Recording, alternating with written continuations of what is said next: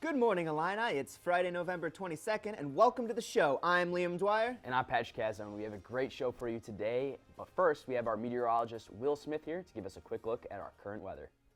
Will? Weather's looking pretty great, guys. As a matter of fact, we here at the studio tried really hard to get you some good weather this weekend. And while we couldn't quite make it sunny and 78, we came close. Apparently you need a PhD in meteorology to do much better. We're going to talk about just what the weather's going to be like throughout the weekend coming up. Back to you guys. Wow. Unfortunately, we're not going to be able to enjoy this weather. I was so looking forward to a nice day, walking along the old empty buildings of the academia, and now I'm home. I'm going to have to sleep in and not do homework and just be warm. Oh, I'm so excited. I'm working over break, so that's a little bit of a bummer. But, yeah. Hey, you got to get a little bit of money to kind of do, the rest of the semester. Well, let's get it started then.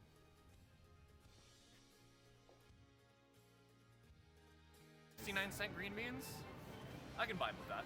And collecting food at a local pantry on campus helps the community enjoy the holidays. Plus, creativity and dance collide in a multicultural night. Good morning, Illini.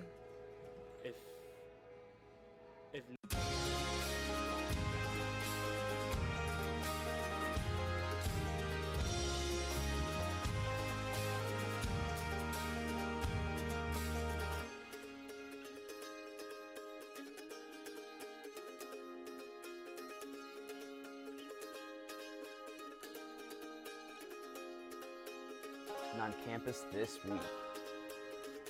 In other developments, a university researcher was selected to receive a large grant from NASA this week. Laura Villafanier was selected to receive up to $500,000 for her research. Villafanier received $550,000 from NASA Space Technology Research Programs. Research focuses on minimizing the disruption of soil when landing rockets on other planets or the moon. The research could be very important before planning the 2024 moon landing, which would serve as the test for future manned missions to Mars. I really, growing up, we always heard about going to Mars. That's awesome that there's a U of I person who potentially... It sounds like science fiction, but it's real, and I'm so excited that someone here is helping make it happen. Absolutely. The U of I Dads Association gave a large grant this week to the University of Illinois Police Department. The U of I Police Department plans to use the grant to expand their bicycle units. The bicycle units help the police department add more patrols in the pedestrian areas that are hard to access by cars, like the quad. The U of I Dads Association gave a similar grant in 2017, which also helped the U of I Police add another bicycle unit. Wow, this is a great thing, I think, for safety. I think, you think when you're walking home late at night, these are the guys that are going to help you out, make sure the community's safe. I'm always proud of helping out our local police because it only benefits. There's no detriment to giving police more access and more to bicycles. I love bikes. Yeah.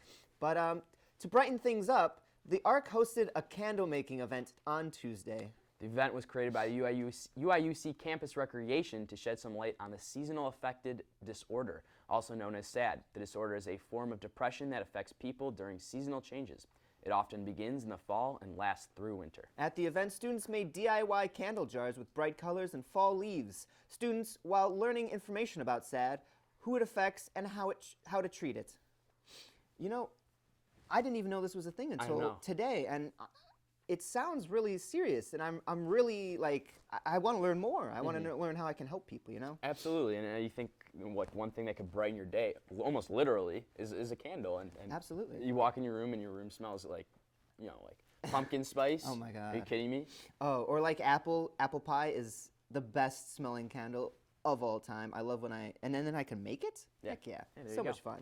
In other events, the Champaign County Board tied a vote over cannabis-based businesses.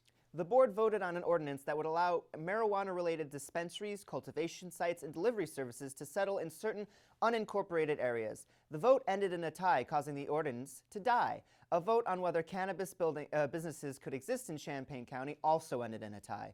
Recreational marijuana is expected to become legal in Illinois on January 1st.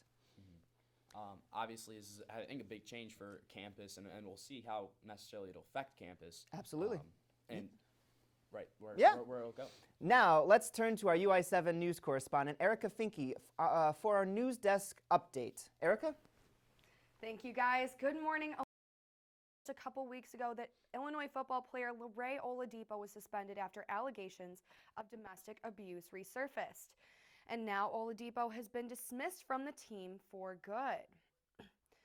Oladipo he was recruited from Huntley High School in August of 2016, and he was a redshirt sophomore, so that means that he started playing football his sophomore year, and he is currently a junior in status.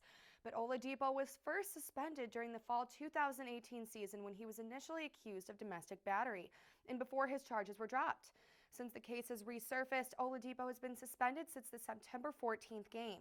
But at this time, the university announced that he has been dismissed for violating team rules. I apologize.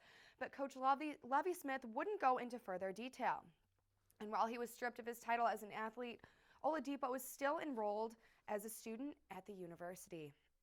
But in other news, the university has recently announced a policy requiring NPR reporters to disclose confidential conversations with sexual assault survivors. This comes after ProPublica released an article detailing the allegations behind 7 professors facing harassment accusations.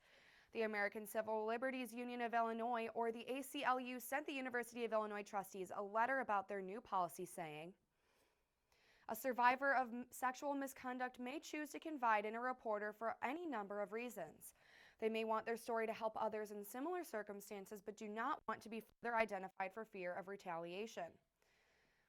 In any case, the university should not close off this option for confidential disclosure." The university has yet to comment on ACLU's letter. But all of this talk about sexual misconduct, but what do the students really think? A journalist from ProPublica came to campus just to find that out. T. Christian Miller led the discussion this Tuesday, talking about the issues of misconduct from university faculty. Panelists of the discussion included individuals from the Illinois Student Government, NPR Illinois, and the Women's Resource Center. Topics ranged from important campus issues to why it's so difficult to find staff guilty of sexual misconduct. They had a great turnout this Tuesday, and there was a ton of university men and women in the crowd, and it made for a really, really great discussion.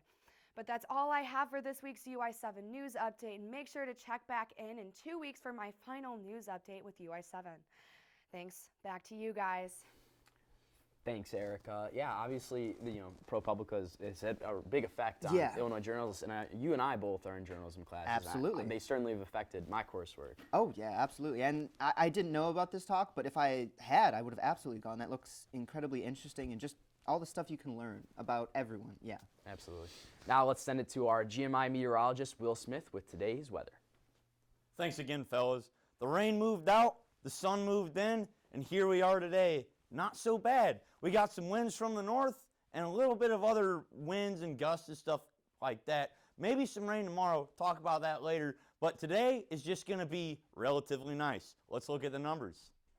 So right now we're looking at about a current temperature of around 35 down at Willard Airport. Wind is going to be from the north at around 10 miles an hour pretty much throughout the entire day. Nothing too crazy. Clear skies, and if you want to fire up the barbecue or something like that today, feel free. It's going to get down below freezing tonight, but we'll talk about that a little bit more later. That pretty much wraps it up for Friday. We'll talk about the weekend in more depth and some of that possible rain that we'll be getting tomorrow in a bit. Back to you guys. Yeah, I'm leaving Again, today, yeah. unfortunately, so I can't enjoy this weather. Otherwise, I'd get the barbecue up and ready. Absolutely. Oh, absolutely. Thanks, Will, though. Patrick, how much money, on average, do you think it would take to make a Thanksgiving dinner? Too much money? I don't know. The answer is under $10. In this edition of Where's Connor, me and Connor tried to make a Thanksgiving dinner in under $10, and we succeeded. Let's see if I was up to the task. The answer is yes. Good morning, Illini. Today, we're in Liam's kitchen, and we challenged ourselves to make a full Thanksgiving meal for less than $10. Can we do it? Probably not. Probably. It's going to taste terrible. Let's find out. Let's find out.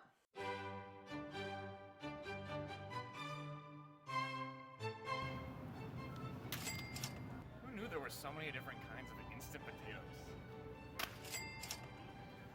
69-cent green beans? I can vibe with that. Do we want sage stuffing or turkey stuffing?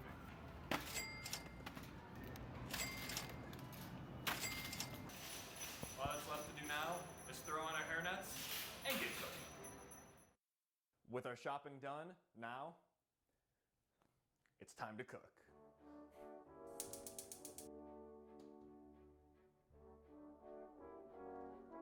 Throw it in a pan. Yeah, cook it that way.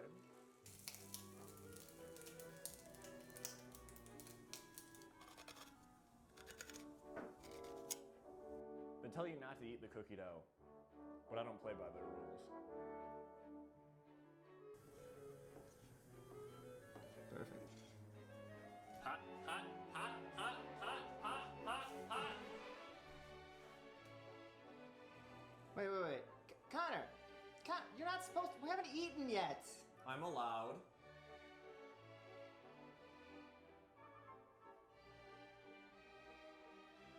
We spent hours slaving away, and now I'm curious to see what it tastes like.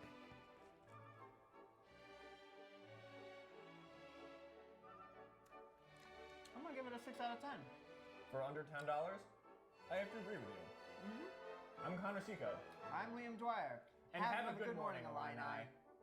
That's good enough. Connor looked really good in that hairnet. Well, you know, the meal wasn't actually that bad. The turkey wasn't great, and he'll probably defend it to death, but I enjoyed most of it, actually. Yeah, it's a great way for families who might need to go for a cheaper option over Thanksgiving. Absolutely, Great absolutely. opportunity. Because not everyone, can spend to buy a whole turkey. Well, to help families in need, students with the St. John's Catholic Newman Center have been collecting food donations, and GMI's Paige Blaney went to go check it out. This is where the vegetable soup goes, and it helps to keep it organized by, you can see, different groups of cans. Yeah. Because then it makes it go faster for the volunteers. Meet I make Juliana people love Goldberg. pasta. We She give spends her away a Wednesday lot of nights giving her time to stock shelves and bag food for all the students at the Newman Food Pantry. With the growing cost of school, this is an opportunity for students not to have to worry about where their next meal is coming from. Just letting students know that they're not alone if they're struggling with something like this, and it's not embarrassing to come here. We love to help out. We get all kinds of people who come here, all different ages. So just letting people know that if you need food, this is a nice place that you can come each week. Grad students Dominic Makis and his wife were already living on a limited budget when money became even more of an issue this year, realizing at that point he needed other resources to get by. My salary was actually cut 10% this semester, so it really helps out with all the little extra things, and that's a little less I have to think about and worry about. And Makis isn't the only one that Newman helps. Once we actually also had someone come here, and he literally said to us, you guys are helping me for the next week. I'm just trying to get by, and you're really helping me. And I was like, wow, I didn't even realize that people really feel that way just about this little food pantry here. And Goldberg has seen firsthand the impacts of the pantry. It just lets you know that even small acts of service do make a difference on people. Even when you just donate a can to a food pantry, it's going to end up in someone's home when they really need it. And Makis appreciates what the pantry has done for him, and he hopes one day to help others. It has made me start thinking about okay, here I am taking, but what can I give now? I'm Paige Blanzy, and good morning, Illini. You know, it's so good to see how people just love to help each other, especially during the holidays. I used to do help out a donation drive for Boy Scouts. Did you ever help out? I've helped, yes. Anyways. Coming up, we'll see some Instagram-worthy dorms. But first, GMI's Mariah Guzman will speak to members of the National Society of Black Engineers. Stay tuned.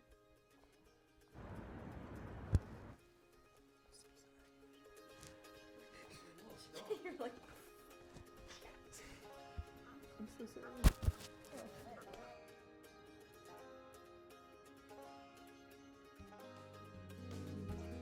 Winter session is back.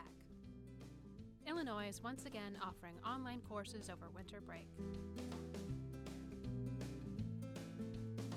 I like the idea of having something to do over break, and I can focus all my time into one subject. A great part about online courses is that you can do the coursework at your own pace.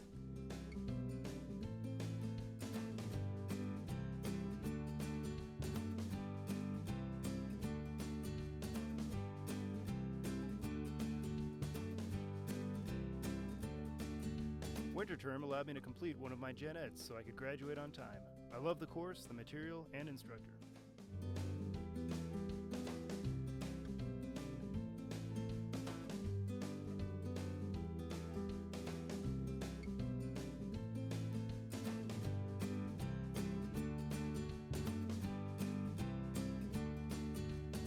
My winter session course was a great experience. My professor and TAs were easy to contact and very active in the course.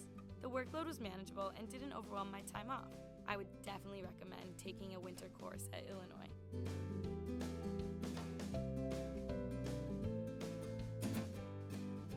A world-class education, wherever you are. Oh, Dapper Leon. I almost feel like every Friday I have a date. He'll have a vest or a jacket. She sees me at my best. Drop off a warm meal and get more than you expect. Volunteer at americaletsdolunch.org. Here's the funny part. We had to edit out the goose shitting. Welcome back. We're continuing our show with the STEM side of things. Here in the studio, we have a representative of the UIUC chapter of NSBE, the National Society of Black Engineers. Let's send it over to Mariah Guzman to hear more. Thanks, Patrick. I am here with Jaden Gladden, the Secretary of NSBE. Jaden, thank you so much for being here. Thank you for having me. Can you just talk a little bit about what NSBE is? So the National Society for Black Engineers is a organization that was created in 1975 by some Purdue students who noticed that there weren't enough black engineers represented in STEM careers. And since 1975, it's grown to be one of the largest student organizations across the country. So seeing how big this is, what does it mean for you to be a part of NSBE? For me, it's really about inspiring the youth, because what happens is that about fourth grade, about 85% of black students are told that they basically won't be able to pursue a STEM career because they aren't proficient in math. But it all goes back to our schools and how we teach them in the underfunded communities. So it's about inspiring them and showing them that they can be engineers by being in their spheres, being present, being leaders for them. And so did you know personally from a young age that you wanted to be involved in STEM? Yes, actually, ever since I was little, I've always been proficient in math and in science and chemistry and everything. And it got to a point where I said, if I can make a career out of this, I would love to. But to be honest, I never saw any black engineers. I just had the right teachers that motivated me and guided me in that direction. Right, so having those role models were super important to you. Right. And speaking of youth, you are a sophomore, and you're the secretary for NSBE. Yes. So, I mean, that's pretty great being so young. What are those responsibilities like being the secretary?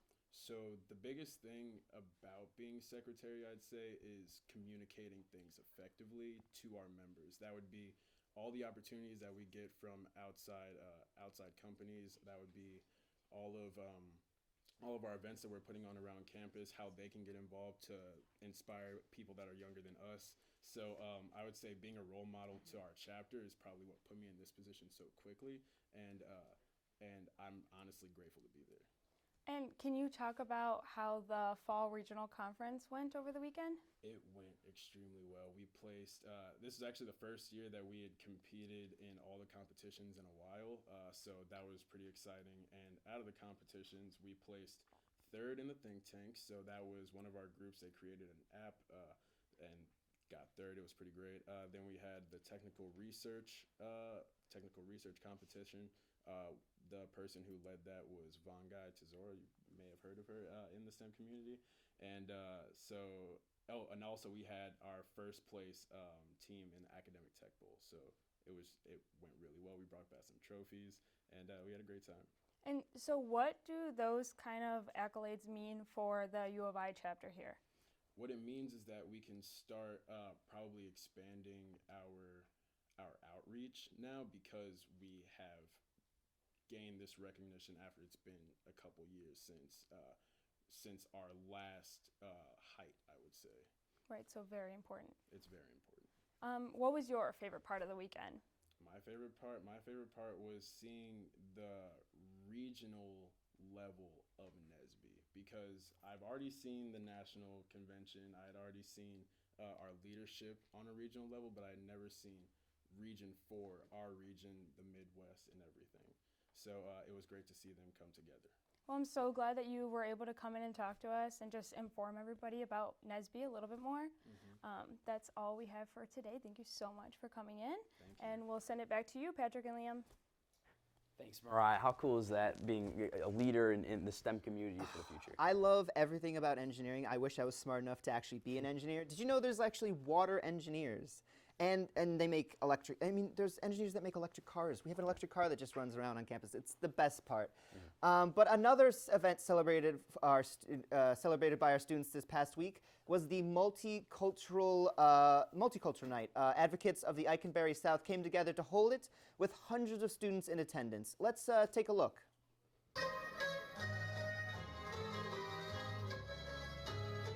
My name is Ricardo Ramirez. I'm a freshman at U of I, and I'm a member of PSA's dance troupe, Barcata. PSA is U of I's Filipino Student Association, which is involved with various different events held throughout the year. All of them are made to raise awareness of Filipino culture. It's important for everyone to represent their culture in order for their backstories, their histories, and their lives to be heard. If no one ever takes action towards protecting what makes them them, then they might lose out on something important. A lot of lessons can be learned from one's own culture and one embracing others' cultures as well. And so you should fight to make sure none of that is ever lost. Students on campus need to learn to embrace culture. If you don't do that, you're gonna miss out on so much that goes on in life. To just stay in your own bubble, no, that's not how anyone should live. Everyone should be willing to venture out. I know it's a scary world, especially exploring a culture that you might not know anything about.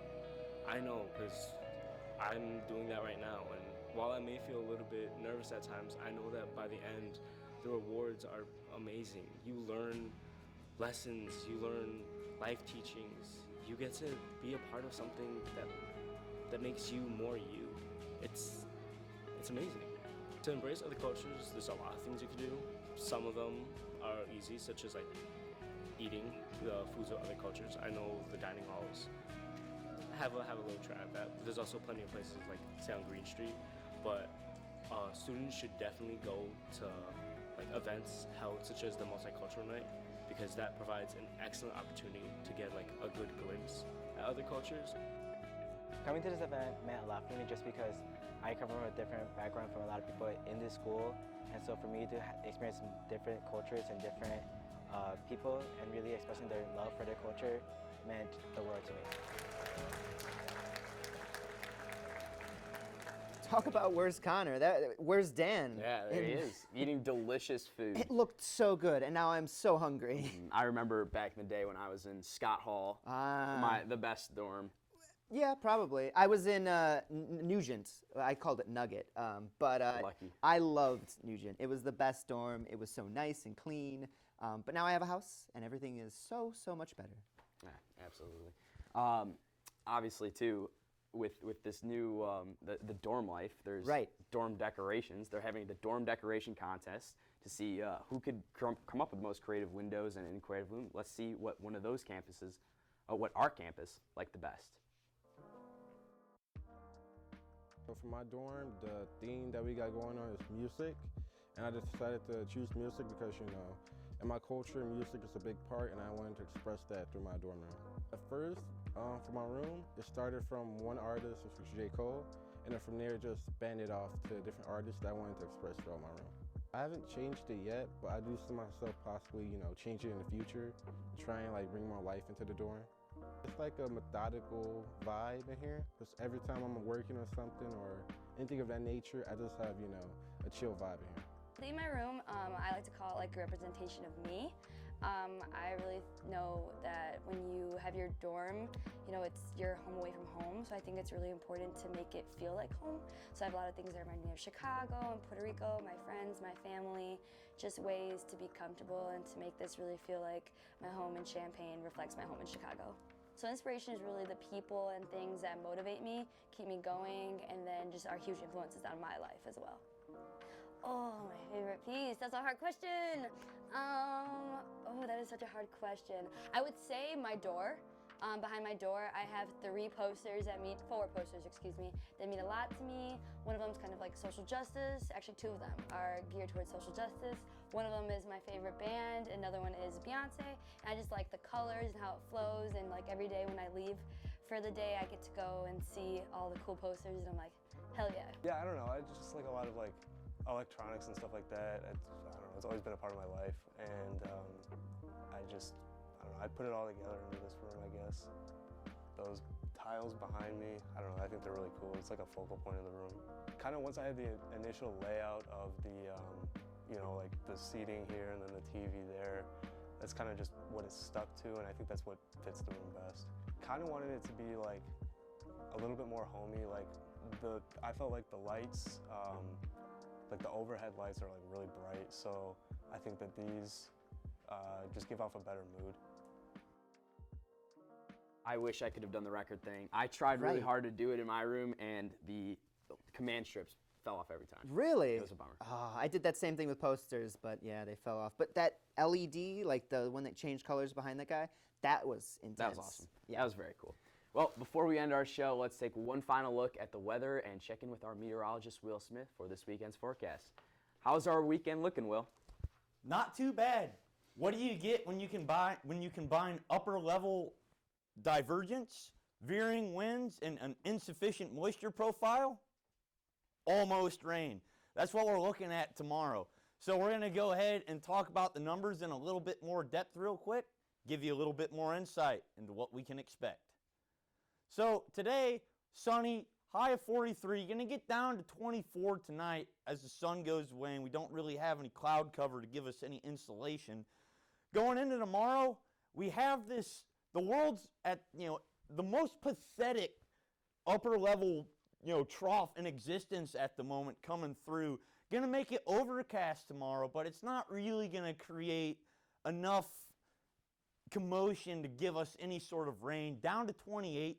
Moving into Sunday, we're getting a little bit more warm air. Clouds are still going to hang around, so not completely clear skies. Going to be a little bit cloudy. Down to 34 moving into Monday with some warmer temperatures. Now let's go ahead and take a look at some simulated reflectivity from the global forecast system model.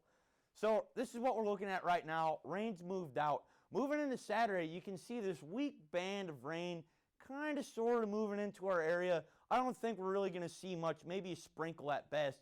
Sunday, these red lines that are coming over us kind of indicate that we're going to have a little bit more warm air sitting over us, but that's pretty much it. Nothing too exciting. So that pretty much wraps it up for the weekend forecast. So keep in mind that if you're going to be traveling over break, if you go up north, you're going to be a little bit less likely to see any sort of precipitation throughout this weekend. If you're going south, though, that's where all the green spots on the model were. So you can probably expect some sort of precipitation if you're moving south within the next 24 to 48 hours. If you're staying here, sorry, you get the worst of both worlds. Colder air and no rain. That's it. Back to you guys. Thanks, Will. And it is Thanksgiving weekend. So. It is. What are you guys doing? Yeah. Well, I am not going home until Sunday, unfortunately. I am going to work a little bit. That way I can go back home and just fully enjoy my break. Very true. I'm also not going home until Sunday. I have to do some work for some friends in town. Wow. I am going, well, for Thanksgiving, I'm going home for the weekend, but I'll be going to DeKalb. We have some family there. So I'll be there in north central Illinois. Yeah. Should be a fun time. I always enjoy Thanksgiving turkey. I like the No, mashed football. potatoes. Mashed potatoes is my I can eat a bucket of mashed potatoes if they gave it to me. I personally am always down for pumpkin pie. I will skip literally everything else. All I need is a full pie to myself, please and thank you. Well, that's our show for the week. Be sure to check us out on YouTube, Facebook, and Instagram. And don't forget Twitter. And be sure to send us more ideas at goodmorningillini@illinois.edu. Thanks for tuning in. We are on break for next Thanksgiving week, but we will be back the first week of December for our finals and our final show, of course. Make it a great day, and Good morning, Illini!